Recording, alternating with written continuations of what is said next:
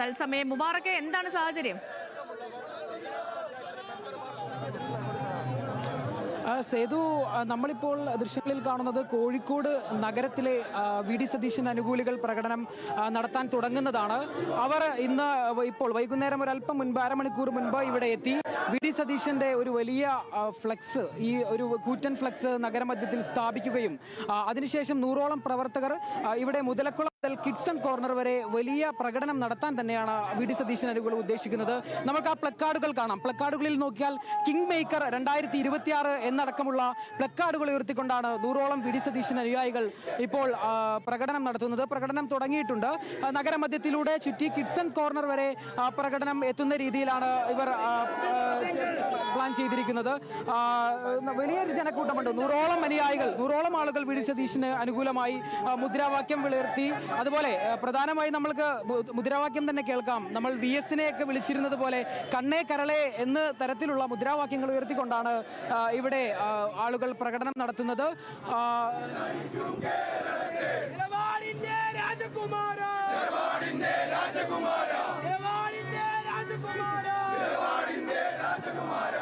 നിലപാടിന്റെ രാജകുമാരൻ, കണ്ണേ കരളെ VDS, അങ്ങനെയാണ്. ലെവിൻ കെ വിജയൻ കൂടി നമുക്ക് പോകണ്ടേ. ലെവിനെ, ഈ DCC ഭാരവാഹികൾ അടക്കം നേതൃത്വം നൽകുന്ന വമ്പൻ പ്രകടനമാണ് തൃശ്ശൂരിൽ, അല്ലേ?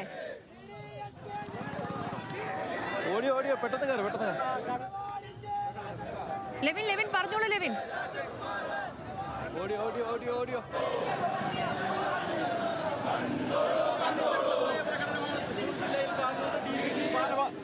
DCC ഭാരവാഹികളടക്കം KPCC നേതാക്കളുടെ കൂടി സമ്മതത്തോടുകൂടി അനുമതിയോടുകൂടി നടത്തുന്ന തൃശ്ശൂരിലെ വലിയ പ്രകടനം DCC ജംഗ്ഷനിൽ നിന്നും ആരംഭിച്ച് അതിനുശേഷം നഗരം സ്വരാജ് റൗണ്ട് പിന്നിട്ടുകൊണ്ട് തൃശ്ശൂർ കോർപ്പറേഷന് മുൻ ഓഫീസിന് മുന്നിലേക്ക് കയറുകയാണ്.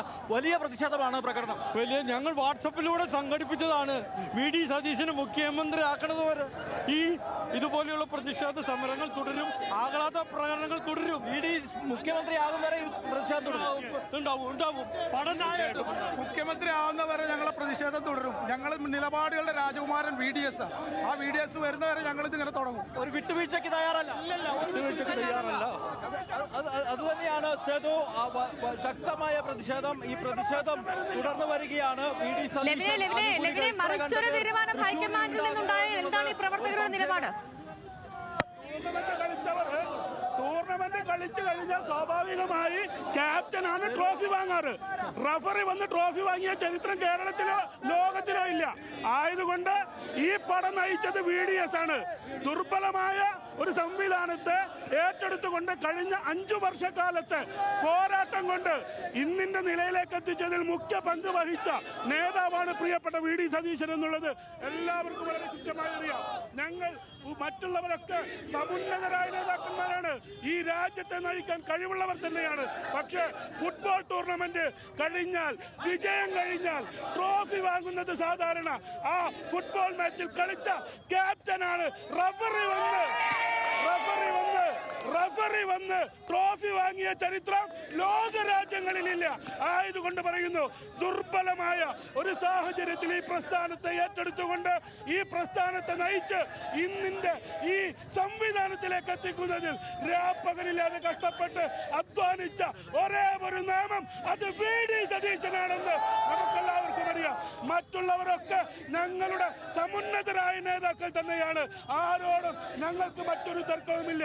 നരേന്ദ്രമോദിയുടെ അതുപോലെ തന്നെ അമിത്ഷായുടെ ഈ ധിക്കാരത്തിനും ദാഷ്ട്യത്തിനും രാജ്യം മുഴുവൻ പോരാട്ടം നടത്താൻ പറഞ്ഞു വിട്ടത് പാർലമെന്റിലേക്കാണ് ഞങ്ങൾ, അല്ലാതെ ഈ കേരളം എന്ന സംസ്ഥാനത്തെ നയിക്കാനല്ല.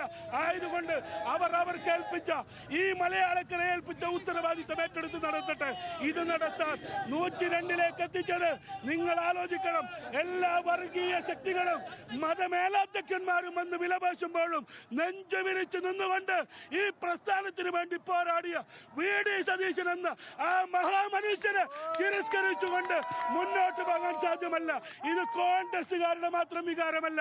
കേരളത്തിലെ പ്രബുദ്ധരായ മുഴുവൻ മനുഷ്യരും ഒരുമിച്ച് പറയുന്നു, കേരളത്തെ നയിക്കാൻ ഒരു നേതാവുണ്ടെങ്കിൽ അത് VD സതീശനാണെന്ന് അഭിമാനത്തോടു കൂടി പറയുന്നുണ്ട്.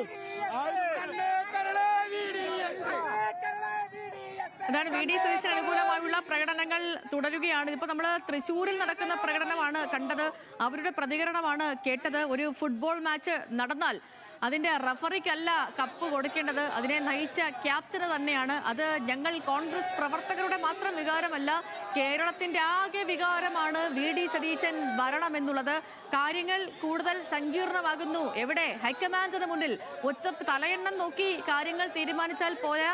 കേരളത്തിന്റെ പ്രതികരണം എന്തോ വരുന്നുണ്ട് അതിലേക്ക്. ഞങ്ങൾക്കില്ല, ഇല്ല, ഇല്ല, ഇല്ല.